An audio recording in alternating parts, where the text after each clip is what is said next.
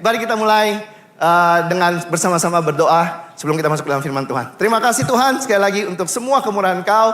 Terima kasih untuk membantu pandemi di Indonesia juga semakin membaik. Kami tahu itu karena kebaikan Engkau Tuhan. Biarlah Tuhan dengan kami juga merencanakan untuk berkumpul kembali Tuhan dengan anak-anak kami Tuhan di sekolah minggu. Biar Engkau sendiri yang memberkati Tuhan itu semua. Biar anak-anak kami juga bisa sehat, mereka juga bisa bertumbuh menjadi anak-anak yang mencintai Engkau Tuhan. Tuhan, sebentar lagi juga kami akan mendengar firman Engkau. Biarlah Engkau sendiri yang memimpin kami dengan roh Engkau. Dan biarlah firman Engkau hari ini bisa membantu kami bertumbuh untuk mencintai Engkau lebih lagi. Bertumbuh dalam hikmat kami dalam menjalankan hidup kami menjadi seperti apa yang Engkau inginkan Tuhan. Serta hamba-Mu yang akan berkhotbah, serta hati kami semua di sini. Biarlah roh Engkau sendiri Tuhan yang berkuasa. Terima kasih Tuhan, hanya dalam nama Yesus kami telah berdoa dan mengucap syukur. Amin. Seperti kita sudah tahu, tema kita bulan ini adalah The Greater Wisdom, yang artinya hikmat yang lebih besar, yang kita ambil dari buku, coba ini nyala gak? Oke, enggak. Yang kita ambil dari buku 1, kenapa tidak bergerak? Sebentar ya.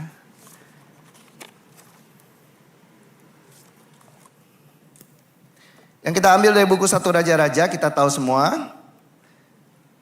Ya. Bisa muncul?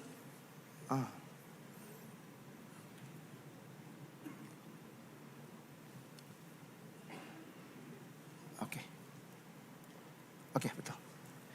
Ya, 1 Raja pasal 4 ayat 29 sampai dengan ayat 30 dikatakan di sana, dan Allah memberikan kepada Salomo hikmat dan pengertian yang amat besar serta akal yang luas seperti dataran pasir di tepi laut, sehingga hikmat Salomo melebihi hikmat segala Bani Timur dan melebihi segala hikmat orang Mesir.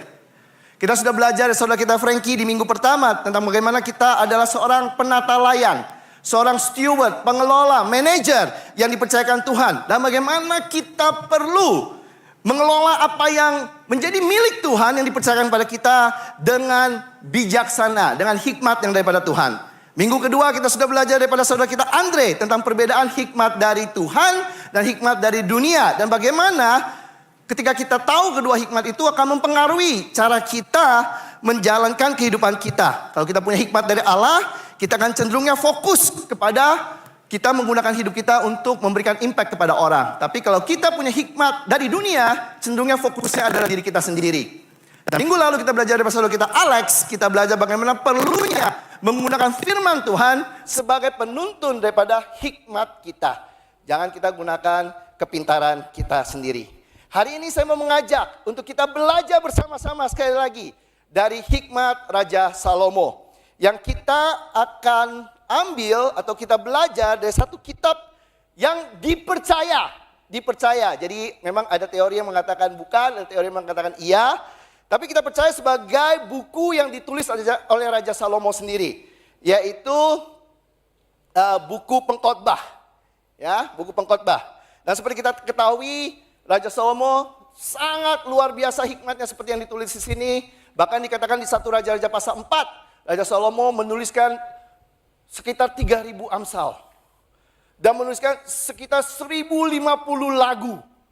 Ya, luar biasa. Jadi bukan cuma bijak tapi juga sangat berseni ya, dia bisa menciptakan 1.050 lagu. Jadi seorang raja yang hebat. Nah, buku Pengkhotbah ini diambil, atau nama buku Pengkhotbah ini diambil dari buku Pengkhotbah pasal 1 ayat 1. Dikatakan inilah perkataan pengkhotbah anak Daud, raja di Yerusalem. Lihat ya kenapa ini diasosiasikan ke Raja Salomo. Nah, kata pengkhotbah di sini bahasa Ibrani-nya adalah koheleth. Ya, yang artinya adalah artinya orang yang berbicara di kumpulan orang banyak. Ya, kohelet itu artinya orang yang berbicara di kumpulan orang banyak. Makanya terjemahannya menjadi teacher di bahasa Inggrisnya, atau speaker, atau preacher. Ya, kalau bahasa Indonesianya kita sebut sebagai pengkhotbah. Nah, yang menarik daripada buku Pengkhotbah ini, seperti kita mungkin sebagian yang sudah baca, ya sudah tahu tentang buku Pengkhotbah, ini buku yang sangat menarik. Banyak orang tidak suka. Kenapa? Karena kesannya buku Pengkhotbah ini sangat negatif tentang hidup. Sangat pesimis. Ya, dan sangat penuh dengan keputusasaan. Tapi doa saya hari ini adalah Bapak Ibu, untuk kita bisa memahami kitab ini dengan benar. dan bisa belajar dari hikmat yang sangat luar biasa.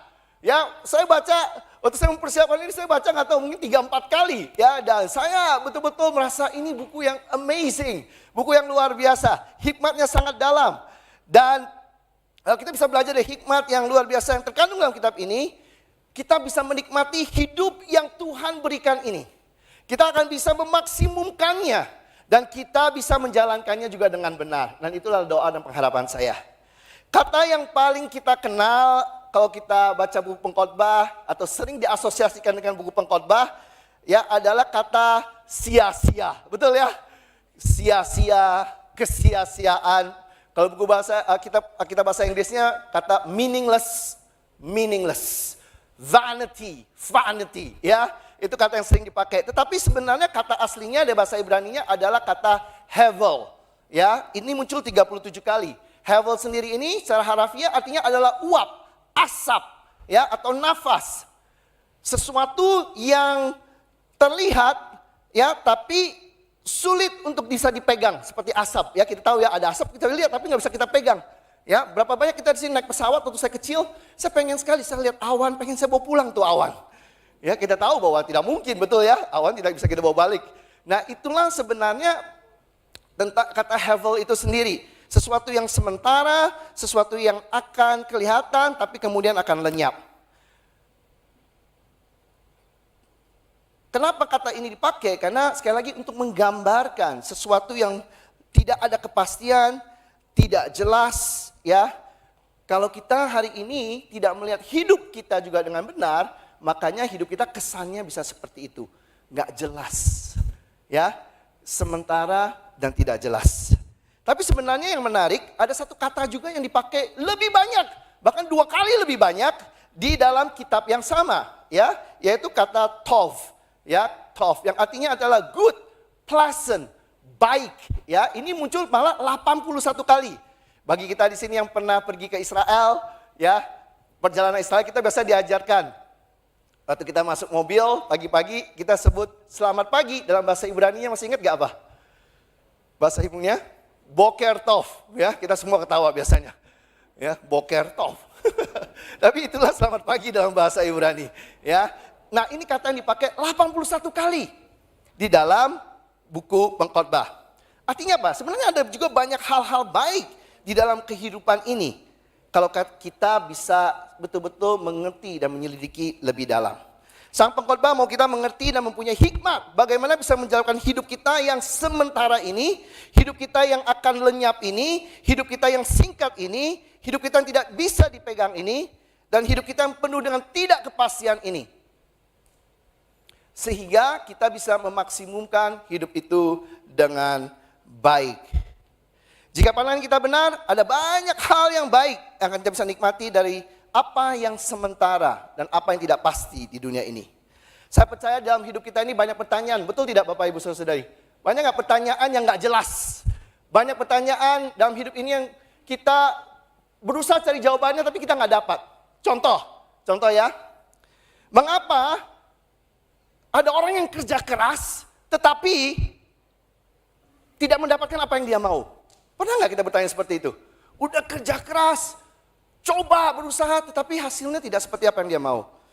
Pernah nggak kita bertanya, mengapa ada orang yang hidupnya nggak benar, nggak takut Tuhan, tapi kok hidupnya berhasil dan diberkati? Pernah kita punya pertanyaan itu? Ya kan? Pernah kita punya pertanyaan, mengapa kok dia hidupnya sehatnya, makan dijaga, olahraga, tetapi mati muda? Betul ya? Yang itu makannya nggak jelas, kok umurnya panjang? Betul ya? Aheng, bukan berarti kamu boleh makan tongseng lagi, oke? Tetapi lihat ya, ada pertanyaan-pertanyaan seperti itu. Terus ada lagi, kita ada yang sini bilang, kita mau hidup benar, tapi usaha kita gagal terus. Ya, ada orang kita mau berbuat baik, tapi malah kok hidup saya penuh dengan sakit-sakitan. Saya orangnya memberi banyak, tetapi kok malah saya sering disakiti oleh orang. Saya punya semua yang saya mau capai, kok hidup saya malah gak happy. Saya melayani Tuhan, memberikan seluruh hati saya. Tetapi, kok saya belum punya pasangan hidup?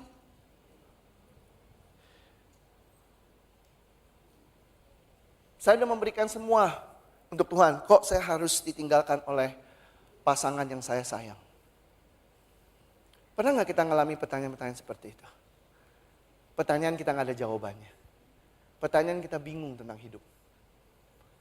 Buku Pengkhotbah membantu kita hari ini melihat realita daripada kehidupan. Setuju nggak? Kadang-kadang kita ini jadi manusia suka naif. Kita suka berpikir kalau kita lakukan A, pasti hasilnya akan A. Berarti ya? Tidak semua kehidupan kita berjalan seperti yang kita ingini atau kita pikir. Setuju? Ya, tidak seperti yang kita rencanakan. Kehidupan kita tidak selalu seperti ilmu pasti. Di dalam hidup 1 tambah 1 tidak selalu 2. Setuju? Ya kan? Karena kita berharap seperti itu. Tidak heran banyak yang jadi mempertanyakan Tuhan. Dan tidak sedikit yang akhirnya menjadi pahit terhadap Tuhan. Tapi hari ini saya berharap ketika kita memahami hikmat yang kita bisa dapatkan dari kitab Pengkhotbah, kita bisa punya pandangan yang benar tentang hidup. Dan akan ada banyak hal baik yang tetap bisa kita nikmati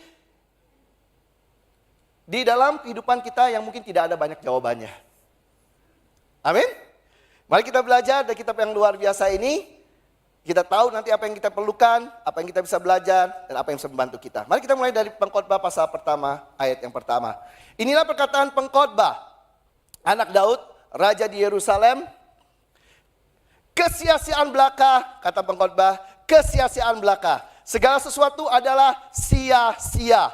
Apakah gunanya manusia berusaha dengan jerih payah di bawah matahari? Lihat, Pengkhotbah mulainya seperti itu. Ya, Pengkhotbah mulai dengan katakan apa? Sia-sia. Kita mungkin sering atau kita bisa merasakan ya dari apa yang Pengkhotbah katakan tadi. Satu rasa keputusasaan, rasa pesimis ya daripada si Pengkhotbah. Kata Hevel ini di ayat kedua saja di terjemahan aslinya digunakan sebanyak 4 kali. Hanya di ayat kedua. Kelihatan dia frustasi, dia bingung, kenapa segala usaha dan jeripayanya tidak memberikan dia apa yang dia mau. Dia kecewa karena pengharapannya tidak tercapai. Bapak Ibu, saudara-saudari yang saya kasih, mungkin hari ini kita pun sedang merasakan itu. Kita sedang merasakan kecewa. Kita sedang merasakan kok apa yang kita lakukan kok hasilnya tidak seperti yang kita mau. Atau mungkin kita pernah merasakan hal seperti itu. Di Pengkhotbah pasal yang pertama ayat ke-8 dia lanjutkan, segala sesuatu menjemukan sehingga tak terkatakan oleh manusia. Mata tidak kenyang melihat, telinga tidak puas mendengar, apa yang pernah ada akan ada lagi. Dan apa yang pernah dibuat akan dibuat lagi. Tak ada sesuatu yang baru di bawah matahari. Adakah sesuatu yang dapat dikatakan, lihatlah ini baru. Tapi itu sudah ada dulu, lama sebelum kita ada. Kita bisa merasakan Pengkhotbah juga merasa tidak puas dengan apa yang dia punya, apa yang dia sudah capai. Tapi yang menarik, dia tidak tinggal diam. Dia berusaha mencari atau melakukan segala sesuatu yang baru untuk memuaskan dirinya. Dikatakan di sini, waktu dia mencoba segala sesuatu yang baru itu, dia pun tetap merasa gagal. Nah hari ini kita mungkin bilang, mungkin cobanya belum terlalu banyak. Mungkin apa yang dia capai belum seberapa. Mari kita lihat apa yang dia coba dan apa yang dia capai. Ya, mungkin beberapa kita di sini bisa relate dan mengerti ya seberapa banyak usaha yang sudah dia lakukan. Ada 5 hal yang dia coba.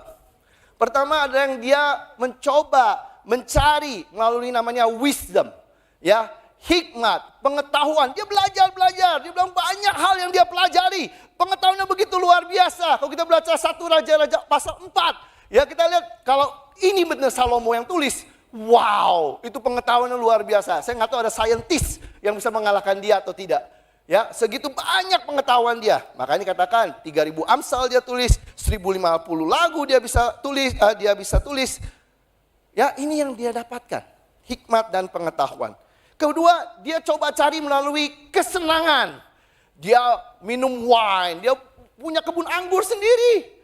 Ya, bagi beberapa di sini yang pecinta-pecinta wine, ini sohib untuk minum-minum. Ya, dia kalau minum dia bisa tahu, wah ini tahun sekian. Mungkin seperti itu. Ya, dia bisa tahu, wah ini kurang bagus, ini bagus. Ya, jadi segitu dia. Dia mencari yang namanya pleasure. Kemudian apa lagi? Dia bekerja keras. Bayangkan dia mempunyai banyak proyek dikatakan di Pengkhotbah pasal yang kedua ayat 47. Dia membangun rumah, membangun istana, membuat kebun anggur, membuat peternakan yang luas. Dia bekerja keras. Kemudian dia juga mengumpulkan harta, wealth, sebanyak-banyaknya. Ada emas perak, budak-budak yang banyak. Ada orang, kalau memang ini Salomo, ada orang yang coba membuat satu survei ya tentang Raja Salomo. Menarik sekali. Ya, dikatakan kekayaannya pada saat itu kurang lebih sebesar kalau uang sekarang itu 2,2 triliun US dollar. Saya nggak tahu tuh nolnya berapa. Silakanlah bapak-bapak ibu di sini yang lebih ngerti dari saya. Itu katanya, saya nggak tahu ya, kalau itu Salomo. Bayangkan itu segitu banyaknya uang yang dia punya. Ya, hari ini kalau kita punya uang segitu mau buat apa? Tapi itu dia punya. Tidak cukup. Kemudian dia coba mencari kepuasan dari hubungan. Ya, dari gundik-gundik, dari wanita-wanita, karena dia pria. Kalau ini benar Salomo, kita juga tahu. Istrinya berapa? Istrinya lebih banyak dari ruangan ini.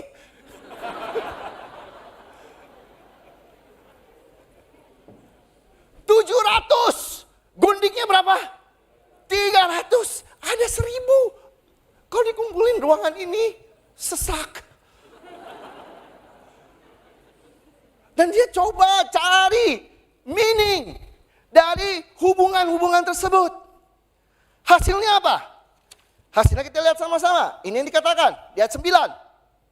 Dengan demikian aku menjadi besar, bahkan lebih besar daripada siapapun yang pernah hidup di Yerusalem sebelum aku. Dalam pada itu hikmatku tinggal tetap padaku. Aku tidak merintangi mataku dari apapun yang dikehendakinya. Dan aku tidak menahan hatiku dari sukacita apapun. Sebab hatiku bersukacita karena segala jeripayaku. Itulah buah jeripayaku. Dia mencapai semuanya. Apa yang dia mau. Tapi pertanyaan kedua. Bagaimana perasaannya dia? Di ayat ke-11. Dia belum berhenti tadi. Ketika aku meneliti segala pekerjaan yang telah dilakukan tanganku dan segala usaha yang telah kulakukan untuk itu dengan jeripaya, lihatlah. Segala sesuatu adalah kesia-siaan dan usaha menjaring angin. Memang tidak ada keuntungan di bawah matahari. Setelah mendapatkan tadi yang semua kita bicarakan. Setelah mendapatkan apa yang dia kejar. Tetap merasa sia-sia. Bahkan seperti menjaring angin. Pernah coba menjaring angin? Itulah perasaan dia. Pertanyaannya mengapa dia masih merasa sia-sia? Kenapa dia masih seperti menjaring angin? Kenapa dia masih tidak bisa menikmati atau merasa puas? Kita lihat pasal 5 ayat 17.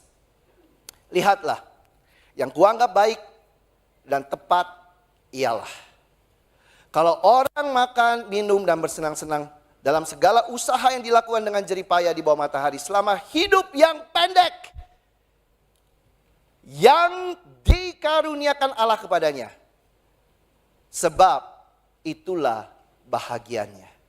Setiap orang yang dikarunia Allah kekayaan dan harta benda dan kuasa untuk menikmatinya, untuk menerima bahagiannya, dan untuk bersukacita dalam jeripayanya, juga itu pun karunia Allah. Hari ini satu kesimpulan yang sangat menarik dibuat oleh pengkhotbah. Memiliki tidak sama dengan menikmati. Setuju tidak? Memiliki tidak sama dengan menikmati.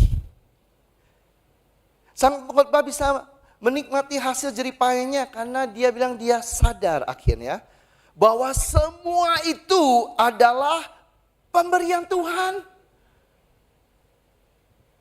Dia sadar bahwa hidupnya itu pemberian Tuhan. Dia sadar bahkan untuk bisa menikmati, kuasa untuk bisa menikmati, itu adalah pemberian Tuhan. Jadi kalau kita nggak sadar ini, makanya kita boleh memiliki banyak, kita boleh mencapai banyak, Tapi kita nggak bisa menikmati. Apa yang bisa membuat kita menikmati hari ini? Apakah seberapa banyak kita miliki, seberapa besar usaha yang kita lakukan, seberapa lama waktu yang kita punya dalam hidup? Kita belajar dari Salomo. Yang membuat kita bisa menikmati adalah seberapa kita bisa menghargai apa yang kita punya dan miliki. Seberapa kita bersyukur apa yang kita dapatkan. Seberapa kita hari ini bisa merasa cukup di dalam kehidupan kita. Contentment. Itu kuncinya. Apa yang sering membuat kita frustrasi akan hidup ini? Karena kita sering menilai hidup ini dari apa yang kita miliki dan apa yang kita capai. Bahayanya jika manusia tidak punya rasa cukup, tidak punya namanya contentment, mereka tidak bisa pernah akan merasa puas dan selalu mau lebih, selalu kurang, merasa kurang. Dan akhirnya dia, walaupun dia sudah punya semuanya, dia nggak bisa menikmati. Bagaimana dengan kita hari ini? Saya nggak katakan bahwa kita di sini nggak boleh punya lebih banyak atau capai lebih tinggi. Tapi pertanyaannya, bisa nggak kita lihat dan menghargai apa yang kita sudah miliki? Bisa nggak kita di sini punya rasa cukup? Bisa nggak kita di sini kita di sini bersyukur? Bisa nggak kita di sini menikmati apa yang kita sudah miliki? Itu kuncinya. Kita boleh punya banyak, kalau kita nggak bisa nikmati, percuma.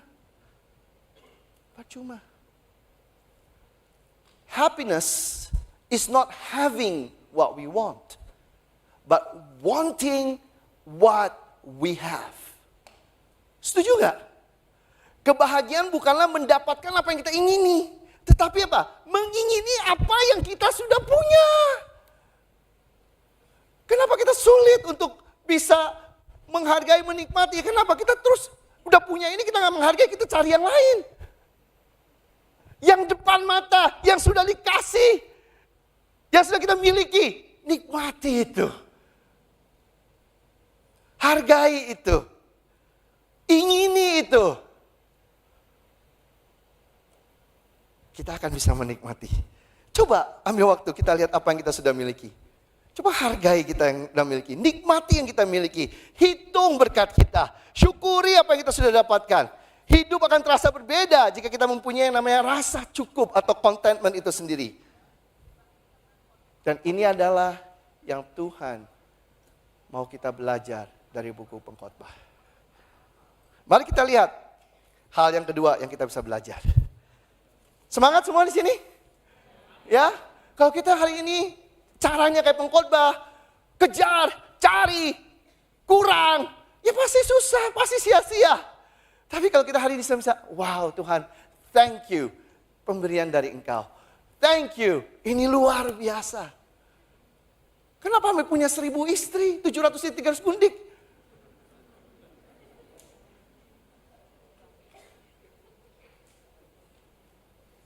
Saya lihat istri saya, cukup.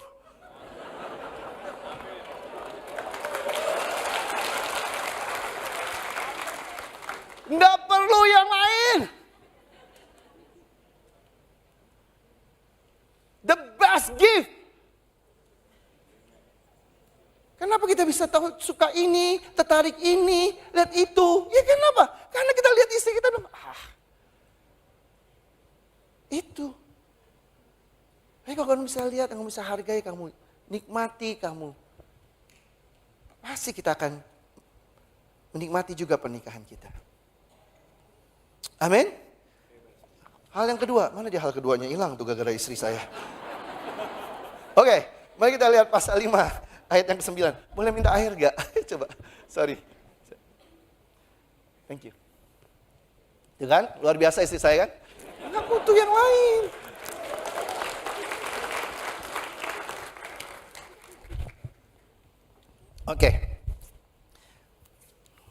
Oke, mengubah pasal 5 ayat yang ke-9. Siapa yang mencintai uang, ya, tidak akan puas dengan uang. Dan siapa yang mencintai kekayaan tidak akan puas dengan penghasilannya. Ini pun sia-sia. Dengan bertambahnya harta, bertambah pula orang-orang yang menghabiskannya.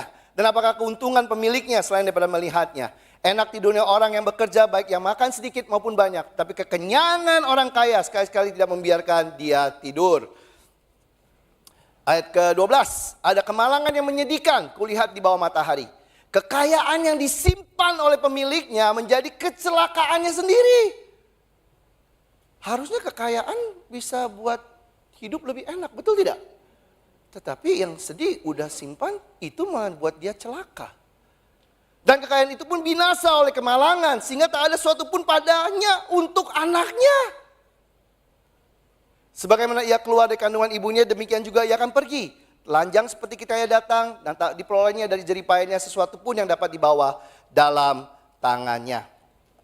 Ayat 16 kelanjutannya. Ayat 15. Ini pun kemalangan yang menyedihkan. Sebagaimana ia datang, demikian pula ia akan pergi. Dan apakah keuntungan orang yang tadi telah berlelah-lelah menjaring angin? Malah sepanjang umurnya ia berada dalam kegelapan dan kesedihan. Mengalami banyak kesusahan, penderitaan, dan kekesalan. Sang pengkhotbah sadar bahwa punya harta banyak belum tentu bisa tidur enak. Setuju? Punya harta banyak, dia bilang belum tentu hidupnya enak. Bahkan yang sangat sedih dikatakan harta yang dia kumpulkan dan simpan bisa mencelakakan dirinya. Hari ini jika kita tidak tahu cara memakai harta yang Tuhan sudah berikan, kita tidak pakai dengan benar, harta yang Tuhan percaya pada kita malah merusak kita. Berapa sering kita ketemu orang hari ini ketika dia tidak punya uang, hidupnya malah benar. Begitu dia punya uang, malah berantakan, betul tidak? Tiba-tiba mulai beli ini beli itu, gunakan uang untuk ini untuk itu.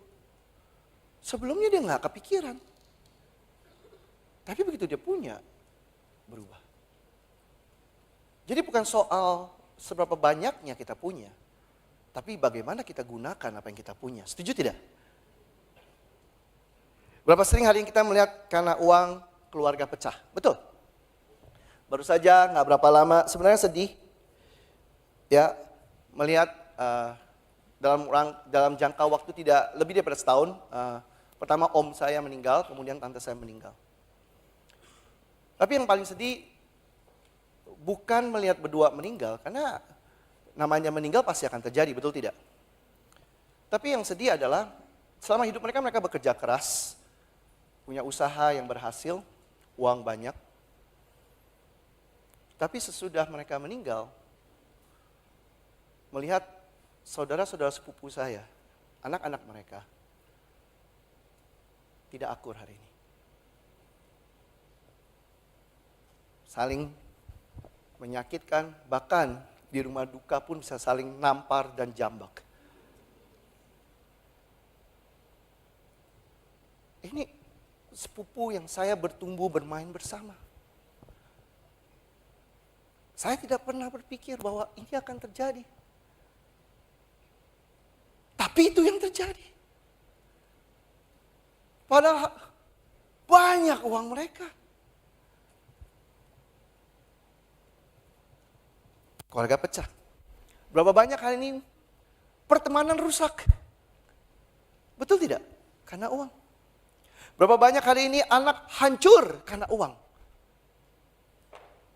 Karena kita nggak tahu bagaimana membangun hubungan dengan anak, kita kasih semua yang kita punya, anak nggak tahu bagaimana gunakan dengan baik, hancur hidupnya. Berapa banyak hari ini pernikahan berantakan. Bukan karena kurang uang, tapi karena uang banyak. Berapa banyak hari ini karakter rusak karena itu. Pengkhotbah pasal 6 ayat 1-2 dia lanjutkan. Ada suatu kemalangan yang telah kulihat di bawah matahari yang sangat menekan manusia. Orang dikarunia Allah kekayaan, harta benda dan kemuliaan sehingga ia tak kekurangan sesuatu apapun yang diingininya. Tapi orang itu tidak dikaruniai kuasa oleh Allah untuk menikmatinya, melainkan orang lain yang menikmatinya. Inilah kesia-siaan dan penderitaan yang pahit. Ada lagi orang yang berbeda, yang berusaha untuk fokus kepada dirinya sendiri. Semakin dia fokus dan dia berpikir semuanya aman, tetapi akhirnya yang menikmati bukan dia juga, yang menikmati orang lain juga. Sang pengkhotbah sekali lagi mengingatkan bahwa kekayaan, harta benda dan kemuliaan itu semua adalah karunia Tuhan. Semakin kita fokus kepada diri kita, semakin kita nggak bisa menikmati. Semakin kita pertahankan, semakin kita mau simpan untuk diri kita, semakin kita kehilangan. Jika kita tidak diberikan kuasa atau kesempatan untuk menikmati oleh Tuhan, akhirnya apa yang kita coba kumpulkan susah-susah juga akhirnya dinikmati orang lain. Brother sister, saya nggak mengajak kita jadi pesimis akan hidup. Tapi saya mengajak kita di sini untuk betul-betul tahu apa yang diperlukan untuk bisa menikmati hidup. Tuhan tidak mau kita fokus kepada seberapa banyak kita punya. Saya ulang ini. Tuhan tidak mau kita fokus kepada seberapa banyak kita punya. Tapi Tuhan mau kita fokus kepada bagaimana kita gunakan apa yang kita punya. Setuju? Saya ulang sekali lagi. Biar masuk. Biar masuk. Ya, saya ulang sekali lagi. Tuhan tidak mau kita fokus kepada seberapa banyak kita punya. Tapi Tuhan mau kita di sini fokus kepada bagaimana kita gunakan apa yang kita punya. Setuju? Karena kita boleh punya banyak, tapi kalau kita gunakan untuk diri kita saja, nggak ada gunanya. Pengkhotbah pasal 7 dia lanjutkan. Nama yang harum lebih baik daripada minyak yang mahal. Dan hari kematian lebih baik daripada hari kelahiran. Pergi ke rumah duka lebih baik daripada pergi ke rumah pesta. Karena di rumah dukalah kesudahan setiap manusia. Hendaklah orang yang hidup memperhatikannya. Dikatakan nama harum lebih baik daripada minyak yang mahal. Di akhir hidup kita, Bapak Ibu Saudari yang saya kasihi, hari ini kita akan diingat. Bukan karena minyak mahal yang kita punya, mobil mewah yang kita miliki, rumah besar yang kita bangun, harta yang kita timbun. Tapi kita akan diingat dari apa yang kita lakukan kepada orang lain. Nama harum sangat bergantung kepada pengaruh positif apa, jasa apa yang kita sudah lakukan di sekeliling kita. Bagaimana kita gunakan apa yang Tuhan sudah karuniakan buat kita hari ini. Apa kita hanya fokus kepada diri kita, atau kita di sini juga berbagi, contribute kepada orang lain. Jika kita percaya bahwa kekayaan kita adalah karunia Tuhan, pernahkah Bapak Ibu Saudari yang saya kasih di sini kita bertanya, Tuhan, kamu mau kita gunakan ini untuk apa? Tuhan, kamu mau kita gunakan talenta kita untuk apa? Tuhan, Engkau mau kita gunakan hidup kita ini untuk apa? Kalau kita hari ini percaya bahwa apa yang kita punya hari ini adalah pemberian Tuhan. Mengapa kita tidak bisa menikmati apa yang Tuhan karuniakan kepada kita? Jawabannya sederhana. Karena kita tidak gunakan seperti apa yang Tuhan inginkan. Tuhan selalu mau memberkati kita untuk kita menjadi berkat bagi orang lain. Setuju? Tuhan mau memberkati kita supaya kita bisa jadi berkat bagi orang lain. Ini yang saya percaya.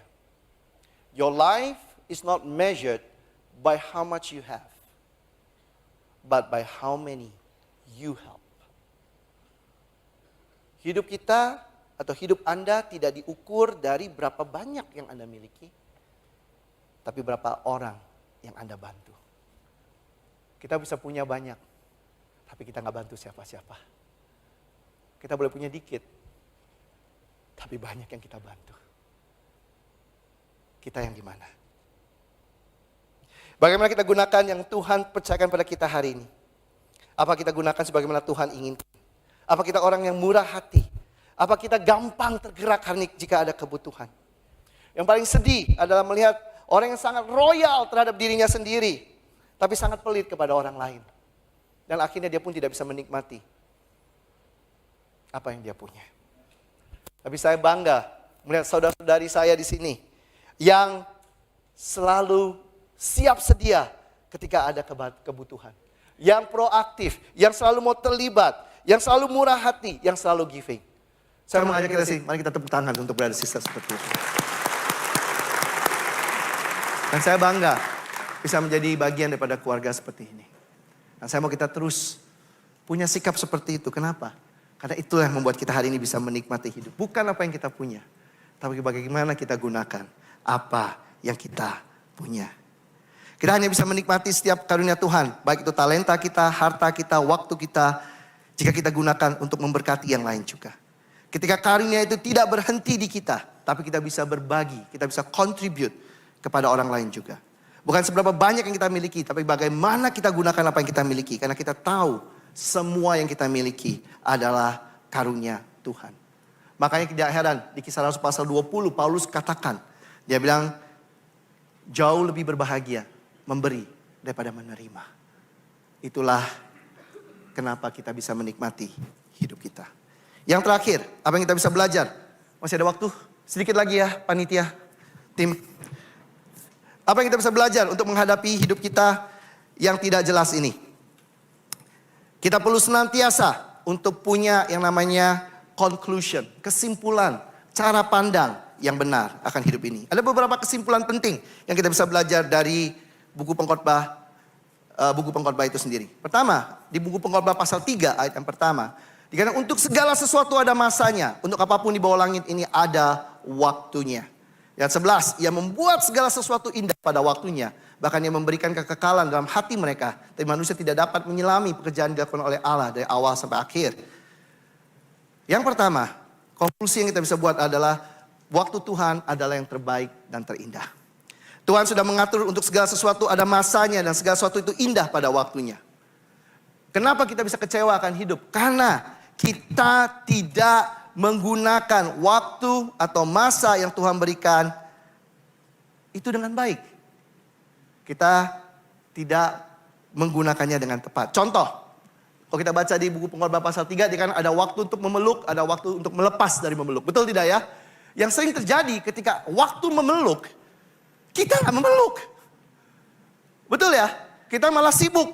Kita malah nggak ada waktu untuk orang-orang yang kita kasihi. Kita gunakan untuk hal yang lain. Padahal harusnya apa? Kita gunakan untuk memeluk. Kita gunakan untuk spend time. Kita untuk connect. Tapi kita nggak lakukan. Jadi yang terjadi apa? Ketika orang itu sudah harus pergi, tidak bisa kita peluk lagi, baru kita sadar. Makanya kita kecewa, makanya kita menyesal. Betul tidak? Andaikan kita memeluk pada saat harusnya memeluk, nggak masalah.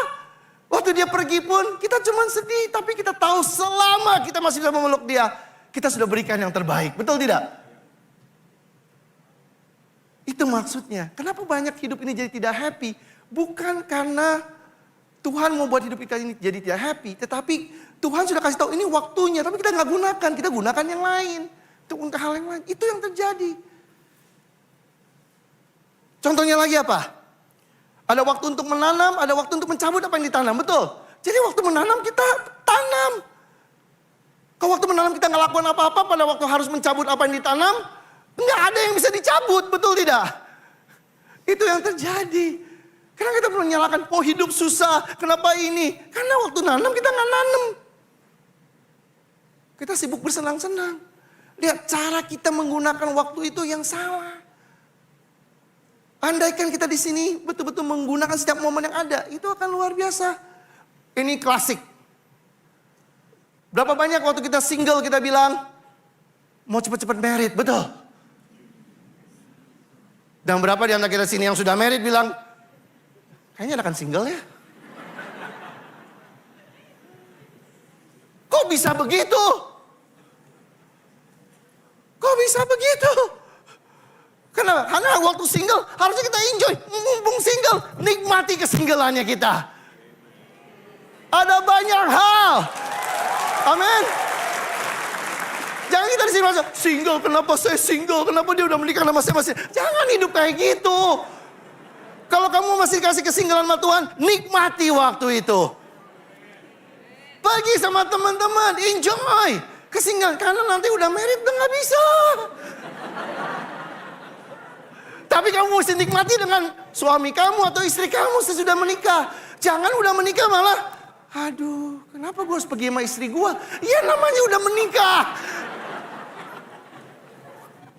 Nah itulah manusia, makanya kenapa hidup ini kayaknya tidak seru, tidak kita bisa. Ya kita nggak percaya Tuhan udah taruh waktunya dan waktunya adalah yang terbaik buat kita.